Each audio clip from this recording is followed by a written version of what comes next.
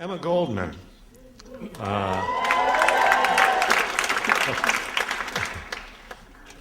fierce anarchist and feminist orator, agitator, organizer, opponent of war. When the World War broke out in 1914 and before the United States entered the war, she gave this speech in San Francisco. Is it love of one's birthplace, the place of childhood's recollections and hopes, dreams and aspirations? Patriotism, sir, is the last resort of scoundrels.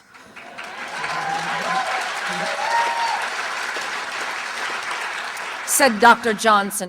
Leo Tolstoy, the greatest anti-patriot of our times, defines patriotism as the principle that will justify the training of wholesale murderers, a trade that requires better equipment for the exercise of man-killing than the making of such necessities of life as shoes, clothing, and houses, a trade that guarantees better returns and greater glory than that of the average working man.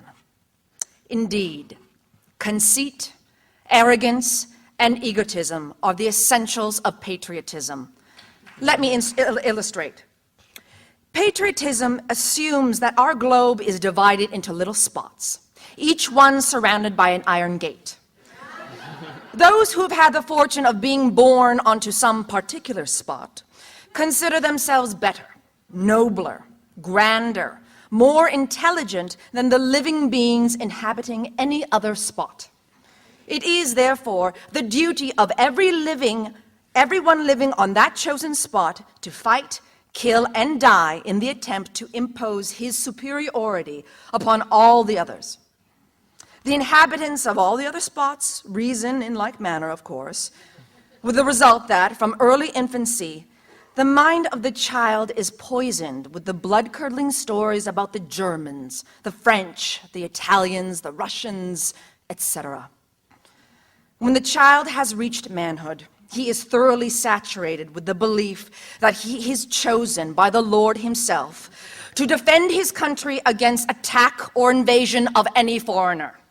It is for that purpose that we are clamoring for a greater army and navy, more battleships and ammunition. We Americans claim to be a peace-loving people.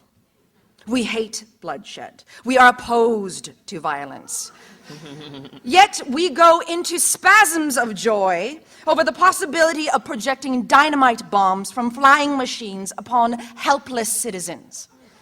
Our hearts swell with pride at the thought that America is becoming the most powerful nation on earth, and that it will eventually plant her iron foot on the necks of all other nations. Such is the logic of patriotism.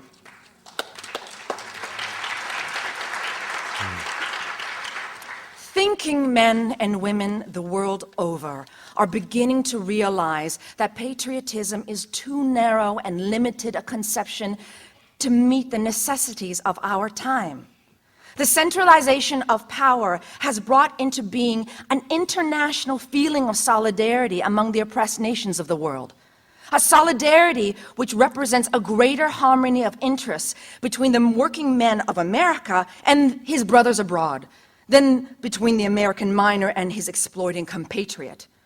A solidarity which fears not foreign invasion, because it is bringing all the workers to the point when they will say to their masters, "Go and do your own killing. We have done it long enough for you." Ooh.